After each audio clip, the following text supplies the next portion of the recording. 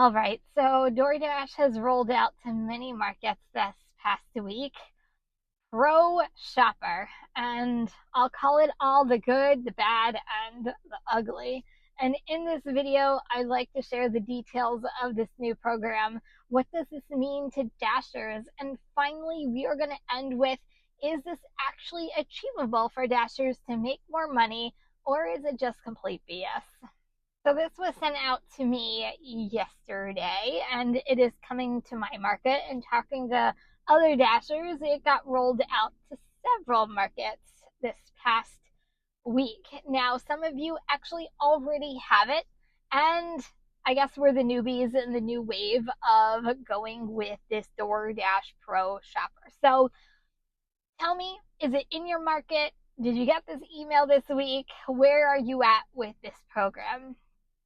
So what exactly is it? Well, technically, according to DoorDash, it's like a rewards program for shopping. So think of the tier program and then think of shopping, except there's no tiers. It's either you're kind of a pro shopper or you're not. But it will roll out in some markets in the next couple of weeks. And then once it does get rolled out, you'll get another email saying that it's going live. So a pro shopper is, according to DoorDash, an extension of the Dasher Rewards program. And they're trying to recognize, I'm going to use that word loosely, but anyway, they're trying to recognize drivers for consistently hitting metrics and going the extra mile for customers. And according to DoorDash, it's their way of saying, hey, thank you to those who treat every order like it's your own shopping. Really? Anyway, this is actually an important little tidbit of information. Even though DoorDash says that it is connected to the rewards program, you don't have to be in tier to qualify for the shopper or the pro shopper. So if you like shopping and you find yourself, you don't like the rewards program, you can still qualify. So with this new program, according to DoorDash, by becoming a pro shopper, you're not only recognized for consistency of your shops, but you also unlock, this sounds so exciting, exclusive rewards and higher earning opportunities. Okay, I want to know what that is. They did not go into any detail whatsoever. I think I read somewhere in here that it could potentially make you 30% more on shops. So does that make you want to go out and go do shopping for DoorDash? Anyway, here is what DoorDash tells you, but it's kind of hidden. But they're really holding Dashers accountable to the metrics that they rolled out, a year ago, maybe a couple months ago. What DoorDash really isn't going out and shouting to the world. They're kind of slipping it in under the radar under a rewards program for shopping, but they're now holding Dashers accountable to the shopping metrics, which I have very high opinion of, and we'll get into this in a little bit. But here is what you're going to be basically rated on as a shopper. It includes the original items found, your total items found, substitution issues, items with quality issues, and items that were wrong or missing. So when it comes to the metrics itself, that first of all, you qualify for this pro program after 20 deliveries if you're new to DoorDash, and it is a rolling 40 deliveries. So when it comes to the metrics, the original items found is 92%, and then the total items found is 99%, and then the rest of the metrics is under 1%. Okay, can we stop there for a second? Because I feel like sometimes people don't understand the ratings and the metrics when it comes to shopping. And this is honestly the level of difficulty, at least in my opinion, this actually is. So when you think of original items found is 92%, which means that you have to rely on the store being in stock 92% of the time. We're not counting substitutions. It's if you go in and I'm making this up, they're looking for a loaf of bread and the store does not have that loaf of bread, and you say that it doesn't have it, even though there's a substitution, your percentage goes down. So every time the store does not have something, that percentage goes down. That's tricky. How do you actually affect a store's stock level? The next one is total items found. This is where your substitutions come in. That's supposed to be 99%.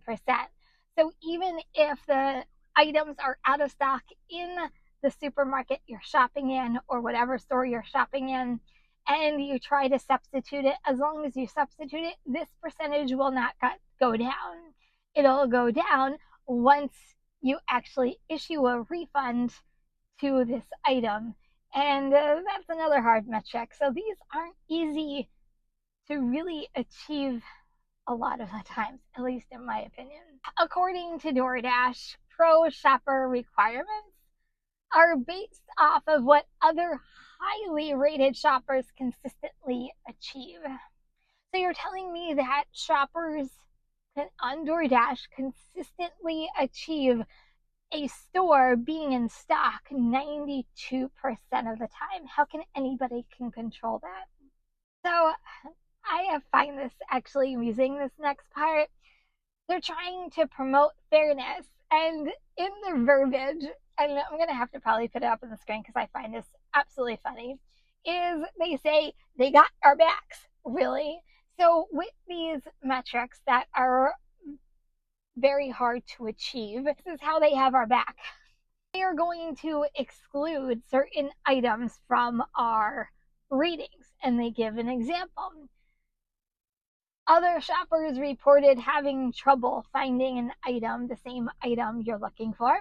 The customer didn't receive an item because they requested a refund. Actually, this is a big one because there are many times that my percentage has actually gone down because a customer requested a refund. So I'm interested to see how that works because as of right now, that affects my ratings. And then DoorDash suspects customer fraud.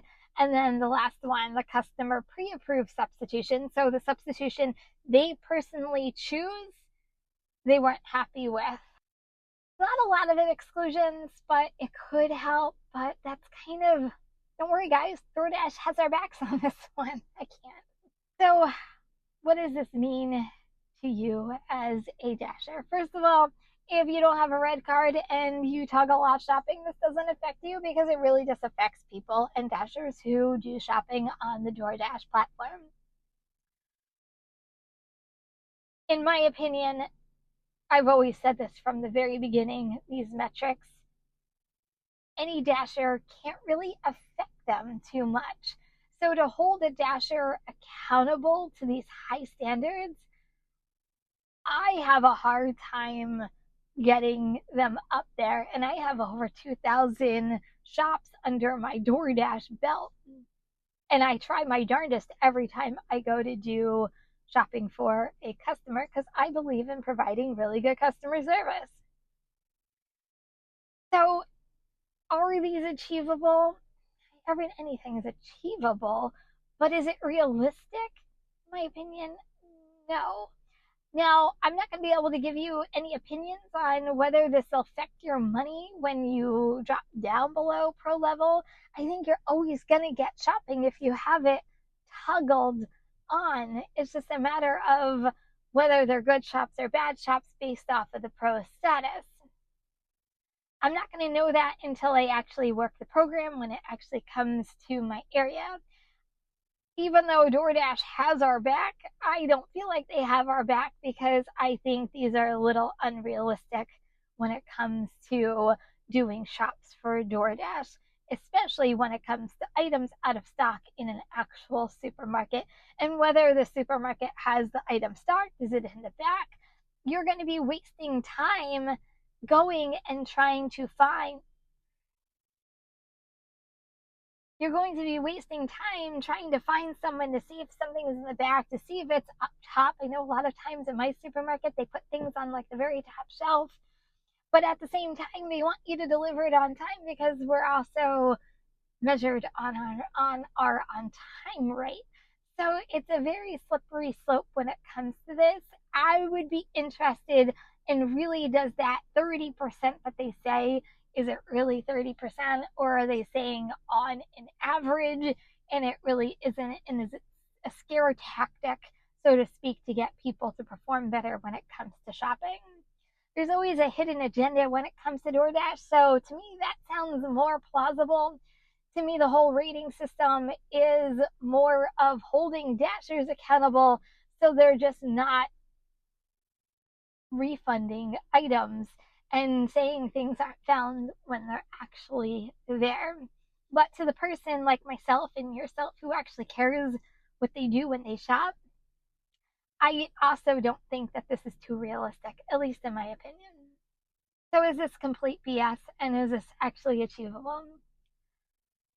Consistently, I'm going to say no, because you never know what any store is going to have in stock, whether a customer is going to like your substitution, not like your substitution. Are they going to even respond? How many times do you have customers that don't even respond, and you make an educated guess and whether it's something they like or don't like, and you're like, God, if you would just respond, this would be so much more easier. But then you try your hardest and then your metrics go down anyway. So it's a very tricky thing to have when it comes to shopping. Here's the thing though, and I said this before, but you're not going to know, we're not going to know unless you already have this in your market, and you can answer this for us. Do you see better quality, better offers when you are in the pro level? I would be interesting to know that. But I'm going to throw this out to you guys. Do you think that this is actually achievable in order to make more money? The one thing I could see happening with this, because it has happened in a lot of markets, if there are a lot of dashers who aren't doing shopping, sometimes they can freeze the toggle, and everybody who has a red card, you can't toggle it off, and you're stuck getting shopping offers. So it would be really interesting to see if this has an adverse effect on shopping, and people are like, no, I'm not going to do this. I'm not going to pay attention to these ratings. Why should I? And then all of a sudden, they're going to be forcing people to do shopping because no one's doing it. That would be very interesting to see, but I could see that. I don't have anything to base this on. This is just scenarios I'm thinking of that could happen in the future. But I said this, and I've said this for a while. The future of DoorDash is leading to doing shops. And will there always be food delivery? Yes, I love doing food delivery. I still do food delivery. But they're trying to push it more and more. And this is just another example of how shopping is probably going to be the wave of the future. I don't know. Do you think it's the wave of the DoorDash future? You know, some of these shops are well worth your time and investment doing them. Some aren't. But when you get some of the good ones, you find that DoorDash throttles you and you have to wait a little while in order to get another order. Well, you're going to want to check this video out next and find out if DoorDash really throttles dashers.